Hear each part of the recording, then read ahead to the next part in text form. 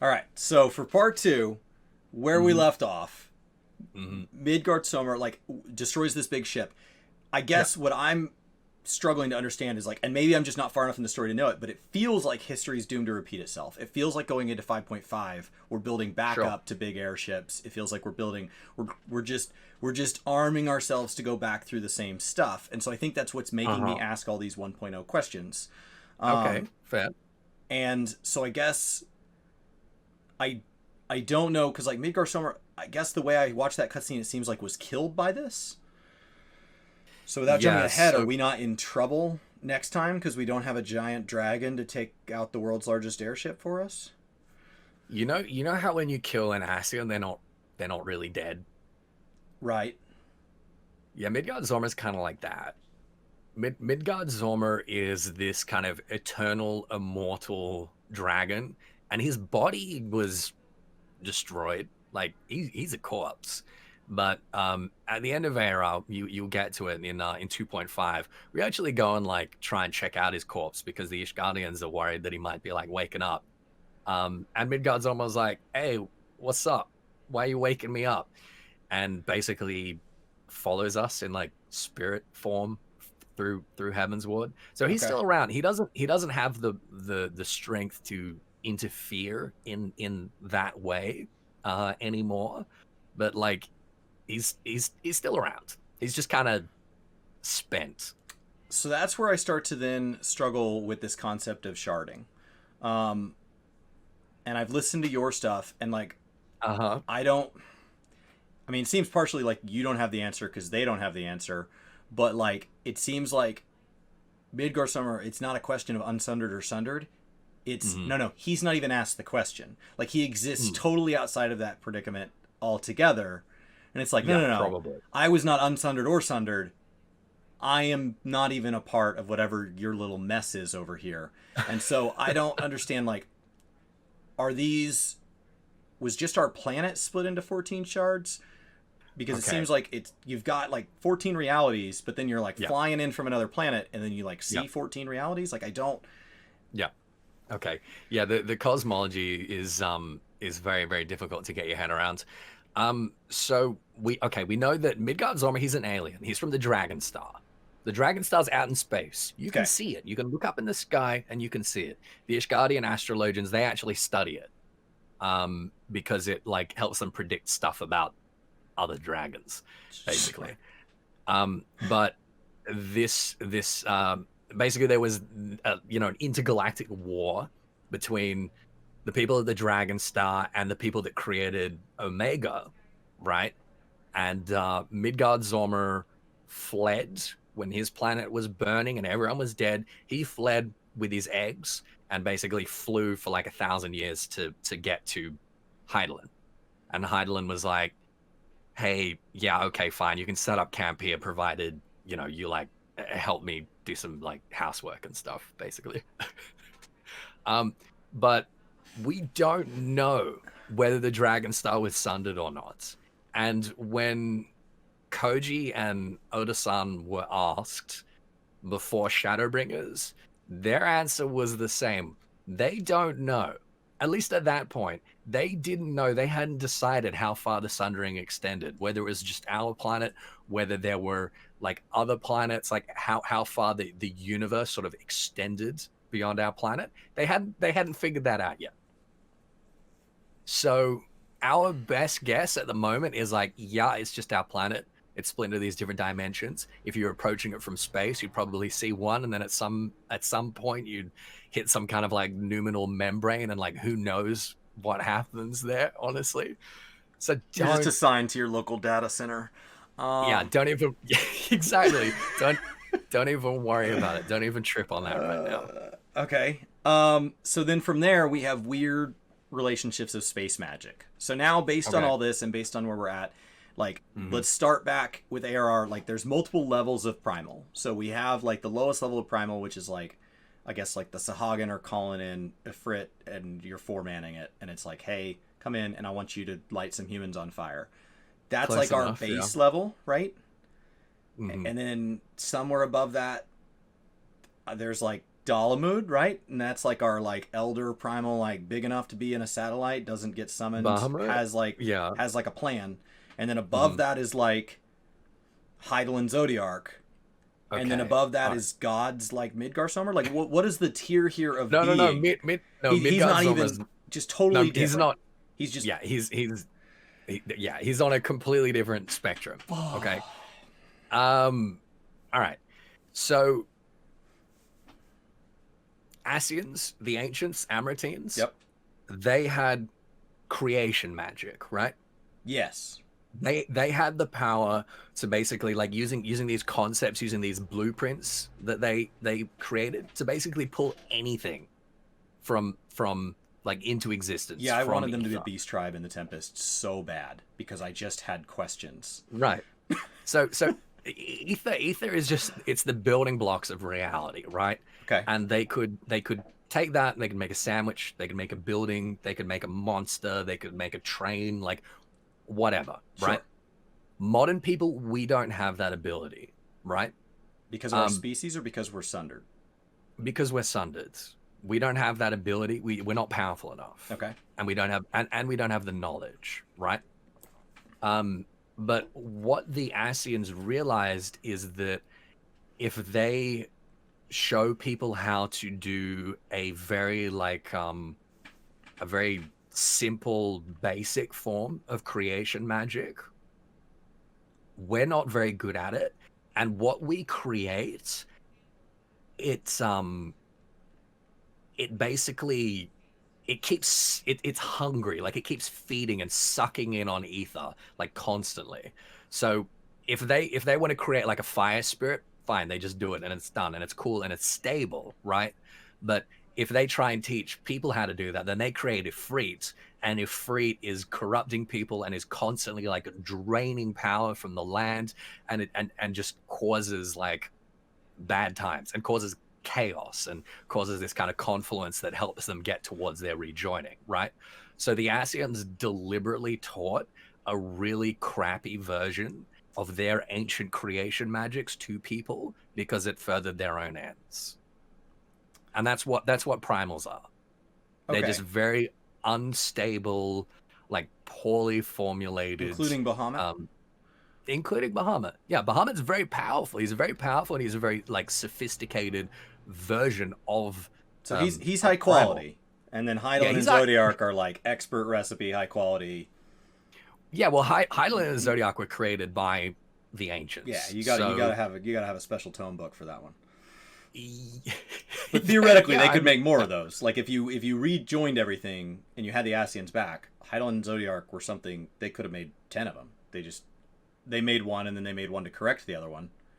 And if it hadn't ended poorly, they could have made a third to correct the two, and they would have just slowly spiraled out of control. Well, they made one. They made Zodiark because the planet was dying, and they had to rewrite the laws of existence. Basically, they had to, like the laws of physics, the laws of nature, the laws of time, like everything was just broken. And they're like, we need an entity that is so powerful that it can like rewrite everything. So were there other species that were wiped out when there were Ascians? Like there were other, and did they have creation magic too, or that was just unique? We don't know. Probably. And they're just, and we think they're gone. Is it possible there's like gone. unsunders of them walking around and we just don't know? No, they are gone. So Amarot, where the Ascians were from, was like the last city left. The rest of the planet was burning and dead. Basically, what we're seeing in the trailer. Okay, so very like Matrixy, right? We've got our last stand here. Everything else is wrecked. Yeah, exactly. Yeah, and they had no recourse but to sacrifice half of their population that was left in order to make this being that could halt the apocalypse and could like basically set back the clock and fix the planet by like rewriting the laws of existence. And that's what Zodiark was. So how do they possess people? How does that transition from people that can do that to now they jump around and they seem to be able to hop out in and out of living people, you mean dead the people? Ascians? Yeah, the unsunders seem to have power that it Okay. seems like that would have been really Yep. helpful back in the old times. Did every Ascian have that? Like, is that something they just learned? That's a neat trick. Uh, Yeah. Okay, so basically what happened after Zodiac was summoned, like everything was good for a little bit, right? But the Ascians were tempered by Zodiac. It was this all-powerful being that they were now, you know, obsessed with and 100% committed to. And it was hungry. And it was like it was darkness, it was astral, it was change and chaos. Like it was this very like binary aspect of these kind of like two forces of the planet, of nature, of the universe that should be in balance. But Zodiac was just one side of that, and it was feeding and becoming more powerful, and more people having to be sacrificed to it. And then some more ancients that had survived this apocalypse were like, we need to create something that will balance this, right? okay. And that's when Hydaelyn was summoned. And then Hydaelyn and Zodiac fought, and it shattered the universe, and basically 3 Ascians survived. And they spent thousands of years trying to what we see them doing now, like being able to possess people and being able to like cheat death and just keep going and going and going and going, was their kind of like solution that they came up with over thousands of years to try and survive what had happened and reverse this sundering, basically. So there's no like simple answer to it.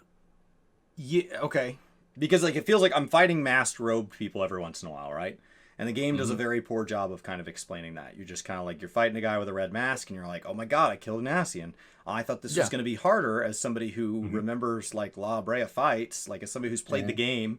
Like I thought this would be harder, and like the first times you come across these robed characters, they're either giant cowards or they just kind of fall over. Like me and Yustola, like just take one out, like just to do it. And so like it's like I don't understand how they're deciding how much force to throw at me. So those ones are jobbers, right? So you've got dudes like Lahabrea that can, you know, possess, brainwash, indoctrinate, like whatever you want to call it. These lesser people just to do like their dirty work, right? And most of them are, you know, they're more powerful than the average person, but they're no big deal. Are they sundered? Yes. So they're just people.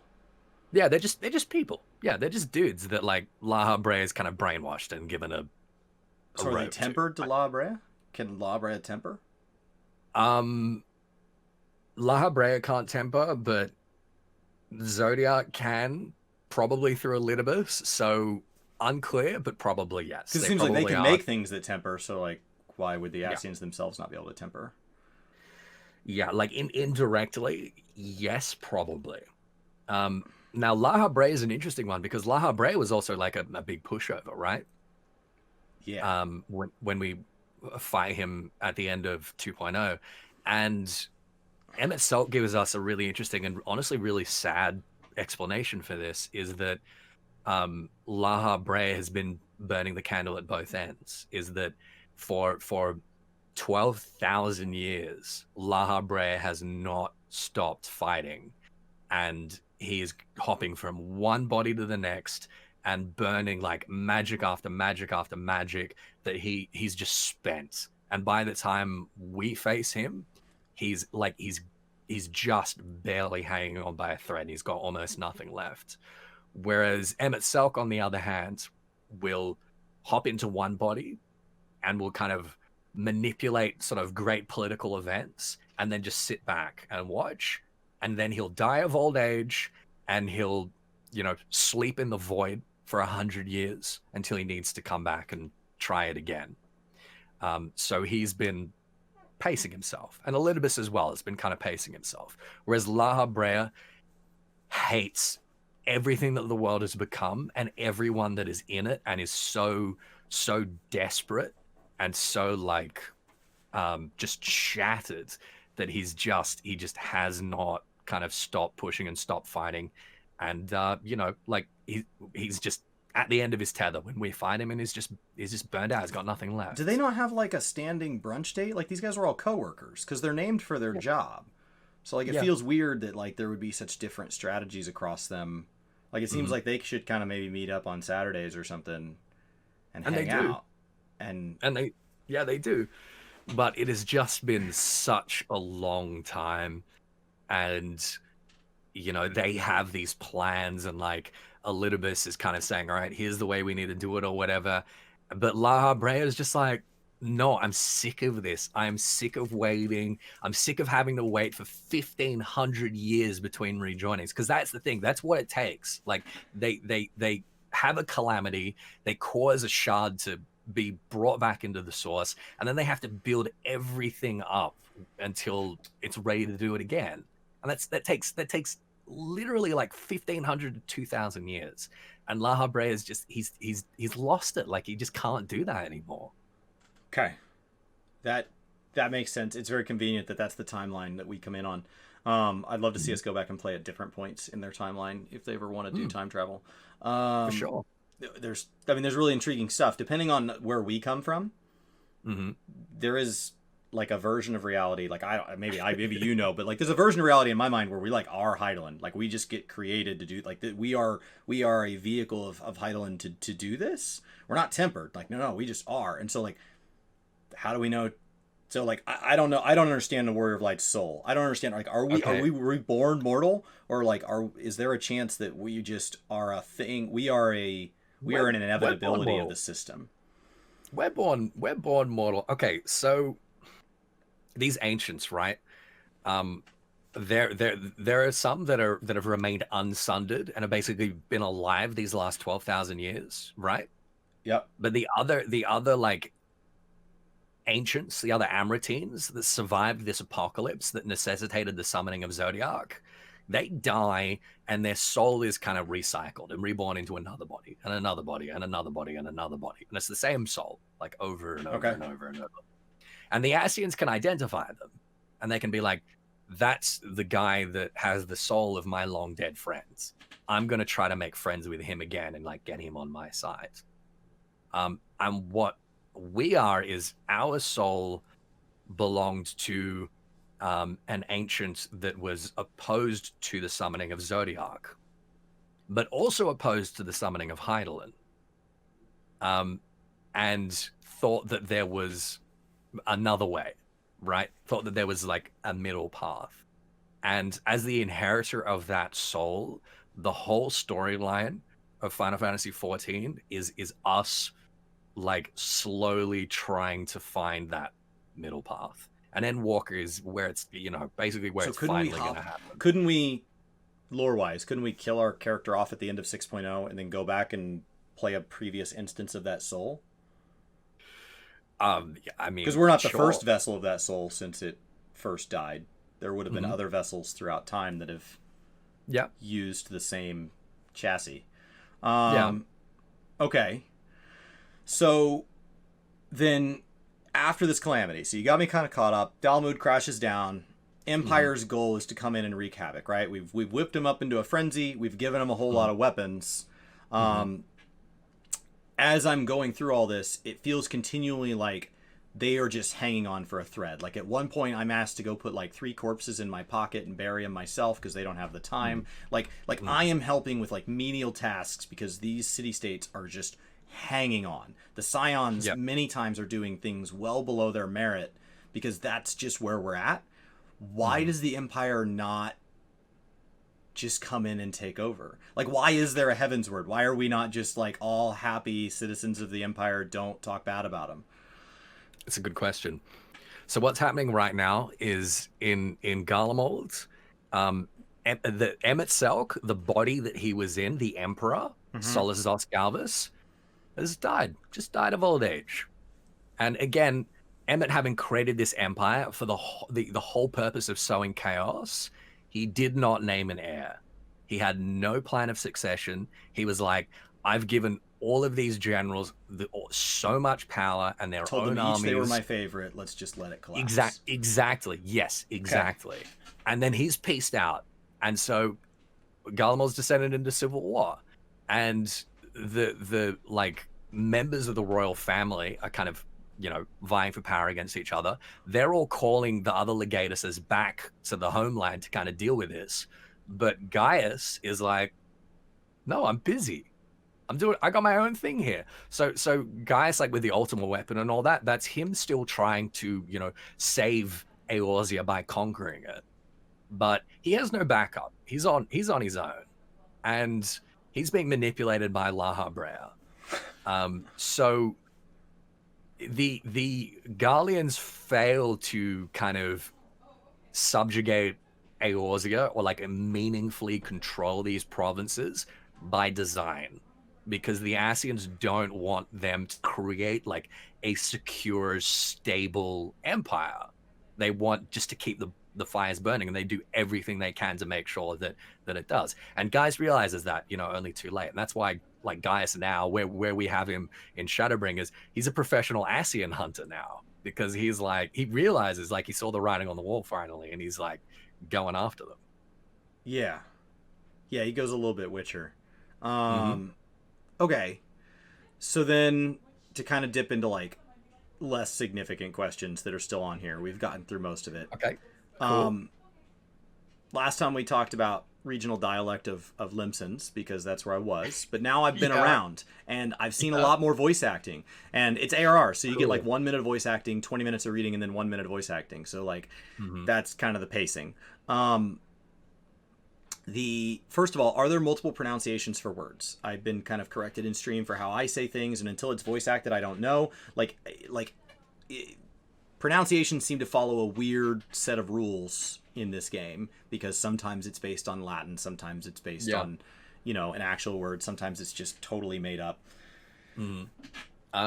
No, there's generally like a correct pronunciation, and when there's variance, it's normally like a problem with like the voice actor direction, where they just say it wrong. Okay. And then how do we decide the accent of each region? Because obviously, like I live in the U.S. and we have different accents as you go to like different parts of Texas, and drastically different as you go from the East Coast to the West Coast. So I would assume even if we're the same race of people, as you go from the Shroud to Thanalan, like there would be different accents. How do I decide the accent of Ul'dah, Gridania, like without voice actors? Okay, they're all British. They're all Okay. British. They're all British. That's not Limsa gonna happen. Laminsa are like Cockney, basically. Gridania are a little bit more sophisticated, and Ul'dah are like somewhere in between. That's basically it. And then Alamigo, again, they sound like Northerners. And that's it for Eorzea. That's it. It's all British accents. When you get into Bozja, they speak with kind of like vaguely sort of Eastern European accents. The Far East have got various Asian accents. The Viera speak, well, actually the Hrothgar as well, but like the Viera in particular kind of speak Icelandic, very like sort of like Nordic dialects. But for everyone else, it's basically just British. So don't overthink it. Okay. Are there things that, so like obviously especially during the Limsa, we set a lot of things up that we don't answer until 5.4.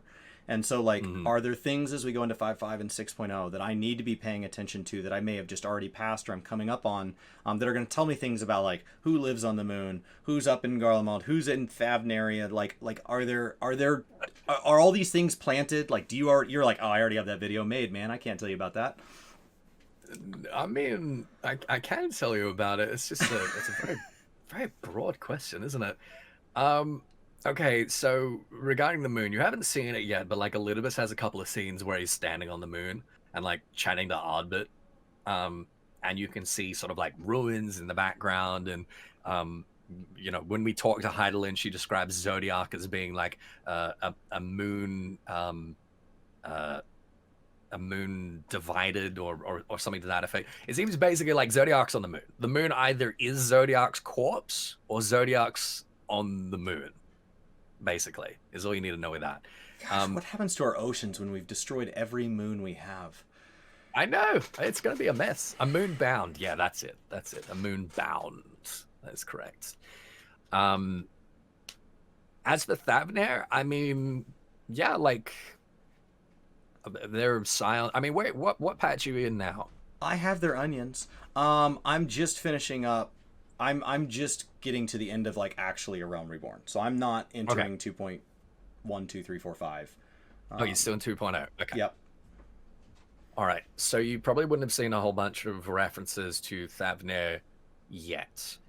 No, I only know about their onions. I feed those to You haven't met Chocobos to Flaming make them bigger. That's Yeah. it. Okay. Yeah, you don't need to worry too much about Okay. Thavnir. It doesn't have a huge amount of impact on the MSQ. for Okay. you. Lots of other stuff, but not so much MSQ yet. I think that was everything. I mean, I like the Midgardsormr just feels like it feels like they showed me another game. It's Okay. like it might as well. Some of these 1.0 things feels like they might as well have pulled cutscenes from like Destiny. Like it literally Okay. just feels so different than where I'm at when I'm doing 4-man dungeons, 4-man trials, getting into like it's just so starkly different. It feels like it was from a different time altogether. Okay. Which I guess it was. And so like Yeah. it's just disconcerting. So like I don't know what I don't know, but it feels like there's gaps. Okay. All you need to know about Midgardsormr is that he's from another planet. He came to Hydaelyn a long time ago and had an agreement with Hydaelyn to basically protect Silvertier. That lake, there's something under there that is extremely important. It's basically like the heart of the planet. If you he's think so of the much planet bigger as than like a Hydaelyn, body, why would he agree to anything? he's not bigger than Hydaelyn. He's just different. And he's just different. Yeah, he's just from somewhere else. He's from another planet. But he had to flee because his planet was burnt to a crisp by Omega, and he had to run away. And he was flying through space for 1,000 years until he ended up here, and was like on the brink of death, and was basically like pleading Hydaelyn for asylum. And Hydaelyn was like, "Fine, you can settle here, you can raise your children here, but when the time comes, you are going to protect me. If that thing, Omega, if that comes here, you're taking care of that. And in the meantime, if anything threatens Silvertier, because this is where my heart is, then you need to protect that as well." So all of the dragons in the whole world are descended from Midgardsormr. That he's brings just me to chilling. the last thing. So Ishgard Restoration. I just did that during the last step. And when you're turned into a dragon, can you turn back? Like it felt like that guy was turned into a dragon, and then we were all like, I can't believe his wife wouldn't invite him into the house. Nope. As far as we know, nope. You can't. There is no turning back.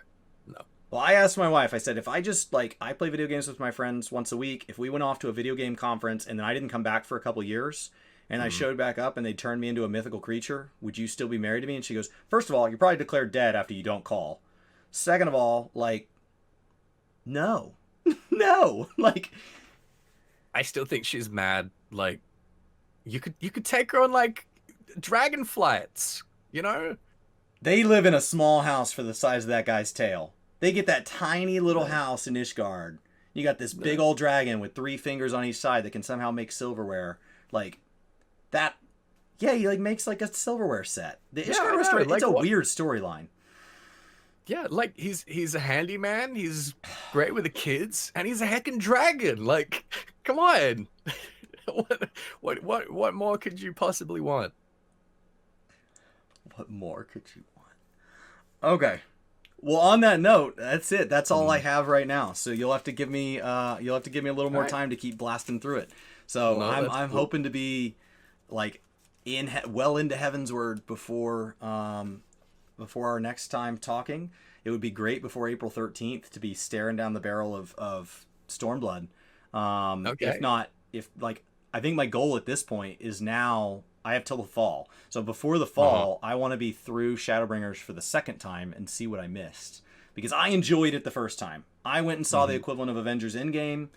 They did plenty of introducing who everybody was. I had a great time. But like, there's probably things I didn't catch. Absolutely, yeah. Especially when we got out of 5.0 and we started like the Blasja stuff, when we start talking about Xenos, like they're like Mhm. the moment we leave the first, the moment there's a flashback to the first, I'm immediately like, well, I don't know. So Yeah. like the further we get into the 5.x series, the more lost I get again. So like I feel like I need to urgently catch up. That's fair. Yeah, that's fair. Cool. Oh, I'm excited for you. You're gonna have a great time. Well, thank you for your time. Keep making videos with you in the Of fire. course. You have any big projects coming up? I mean, I'm doing one of those, and talking about Endwalker stuff there. I'm doing a big video on everything we know about Favnir so far, I'll for watch obvious that. reasons, and a trailer dissection, like a frame by frame trailer dissection, because there's a fair bit in there that we can chew on. Other than that, no, just kind of business as usual, really. Well, very good. Well, Yeah. thank you. Thank I you. look forward to next time. Likewise. And stream, that's it. I will see you guys tomorrow at 8 a.m. Central.